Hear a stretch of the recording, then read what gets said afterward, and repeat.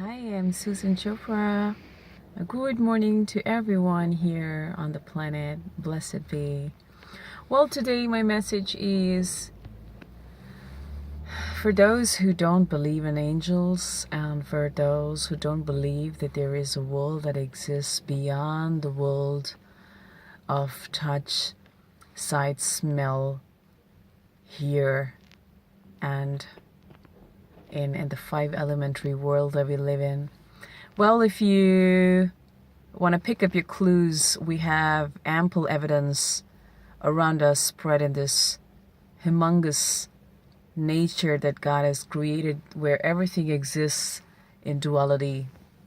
We're indeed on a plane of extremes and opposites where there is a day and a night to it, where there is a good and a bad to it, where there is a hole and a nothingness or a zero to it, where there's 100 and a zero, where there's a high and a low. So we are indeed existing on the plane of opposites, and it is really stupid to think that there is the only truth there is to life is the existence that you see from your eyes. Well, that is a perception of a man who is fixated on the five sensory living and is absolutely fixated on the body and the physical aspect of things. But come to think of it, where do you come from? Come to think of it, what happens after death? So these are the questions that allow us to open our mind to another possibility, that perhaps there is a place where there is a life after death, or there is an existence beyond the physical, so and all of that. So coming to the topic, whether there are angels, and so that I'm going to answer, I'm going to sort of talk this out step by step for better understanding of all of us. So, are there angels? Yes, there are angels. How do we know there are angels? Well, I will give my personal example. I am not coming from a Christian background where we were trained and taught that there are angels and there are demons. So I really don't originate from that school of thought. Nevertheless, my life has been an absolute roller coaster, and I've been through major upheavals in my life, and extreme volatile period at almost every phase. Starting from my childhood, I was not a very accepted child, for I always felt that I do not belong here, and I had something that others did not have, so I kind of considered myself very, very special and very alien on this planet, and very, temporary on the planet. And I kind of had this knowingness, like a spine I stand upon. So deep this knowingness was. And so, and all my life, when it's all up there on my website. You can take a look and read for yourself. My Tale of Transformation. It's on godheals.in. So godheals.in. So do read a little about me to know what I'm saying is a fact. And so I, despite severe challenges and extremities of life, I stood my ground, and I always came out to be the winner no matter what. And I believe you me, I happen to get to this point of success all by myself. Well, it's gonna be a bit selfish to say all by myself, because I have to reveal to you that in the closed rooms, when the world used to shut me down, I always found my solace and found my home in my lonely room, in my four walls, where I started to naturally talk. I used to talk a lot to myself, so I started to naturally talk to myself looking in the mirror. And when I used to do that, when I did that, I saw my faces changing. And I found it quite intriguing at that point of time when I was little and at that age where I wanted to really experiment and I was filled with adventure. Of course, I am even now, but at that point of time, it was pretty high in me. So my face used to change and I used to make a lot of faces while looking in the mirror. And I found that there's more to me, that I exist in so many realities. In the mirror, I was revealed this information that I, as in the body, is existing on different dimensions, right? So I saw my flitting faces and changing nuances, while just talking one plain statement. So I'm making one plain communication and statement, and I used to see myself in flitting dimensions of reality. And so I started to understand that this body that we encased in is just one bit of the entire body that we are, which is physical, emotional, mental, ethereal, and your higher self, your lower. So I really was just witnessing all of that while I was talking in the mirror. And and I also found later, after a lot of practice and of doing this in this way, I started to experience that around me, there are a lot of other beings who are answering and making a communication with me while I'm looking in the mirror and talking. So answers started to come from the mirror. And I quite enjoyed that, and I continued to get my answers like that. I started seeking my guidance, my initial guidance like that. And believe you me, this guidance was bang on true.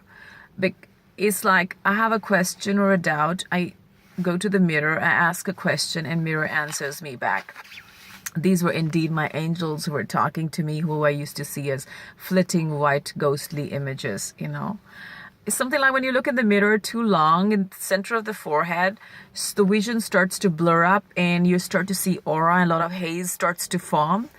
This is something very, very natural because you're tuning into the otherworldly dimension and you start to really find out information about that. So don't you do that on your own, because there are certain loopholes we need to fix before we get to that point. So I'm going to give you that information in case you're interested, how to get to that point where you start to meet the other side. But nevertheless, so coming to the point, so I tried and I experimented with these beings. I did not just take them to be real like that. I've worked enough years to know they were real. I tried them, I tested them in my extreme situations, and I completely used them in my life, to the point where I sometimes used to break down and even berate them or shout and scold them and scoff them off, but they never ever failed me. So, and I started to walk with this power till late in the life, and until I reached the point where my life was at a total breakdown, and I call that one phase of the life, or the old life, completely terminated at that point. And this was the time when I was going through extreme depression because of I was victimized at job and harassed, and oh God, I can't even tell you what I went through. And all that I had earned in my career of 17 years just came to a grinding halt, and I was flat to zero from being a hero, and I had nothing that I could claim as my own at that point of time. The world disowned me, my family disowned me. They would not want to relate with me in that, people would definitely pass around sympathy messages or dialogues, but no one really came forward and helped me or really just stood by me and or empathized with me that way. So I literally had no one around me. I never had friends because of the extreme way that I was. And at that point of time, the real world opened up to me when I was adamant I'm going to end my life and I don't want to live anymore on this planet because it is so extremely selfish. It's filled with selfish people who just want to use you or want to connect with you as long as you maintain an image that they want you to live up to. And, so otherwise you're just not needed, here. And then, and that's when these beings, at this point of time, these beings just extended their help so much to me in full throttle. And that's the time when I started meeting spirit guides, and I was introduced to archangels, I was introduced to goddesses and the Hindu gods and goddesses, and oh my God, and how I started my sessions and started helping people with this after, of course, I stabilized myself and healed myself first. And later I came to know I'm a walk-in soul, and I did a little research on that and did a little bit of study. I'm not allowed to read books though now, but the new design that God has made me created in me, as a healer and as a teacher and a conduit of heavens, I'm not allowed to read books, but I did try gain information on who is a walk-in soul and what am I here. And then I had these flashes of my past life, that I was a priestess and in Atlantis and doing all that magic activity, and that it's very natural for me to be able to heal and help people this way and blah, blah, blah. So cutting it short, angels are real.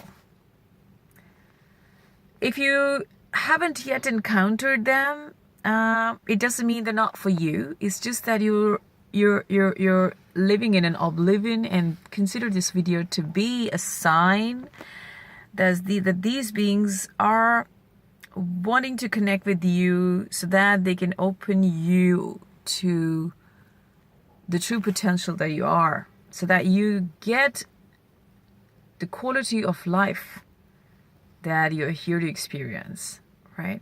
So you must try connect with angels. A lot of us are already incarnated angels.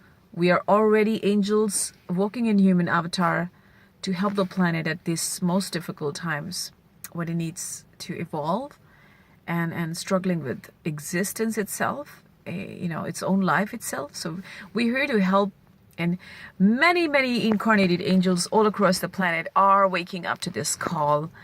And don't be surprised if you're feeling very pressed and called to connect with these beings and find out what lays beyond this world and to connect with the other world. It's very natural. That means you've done it enough, and now you are just waking up to who you are in truth.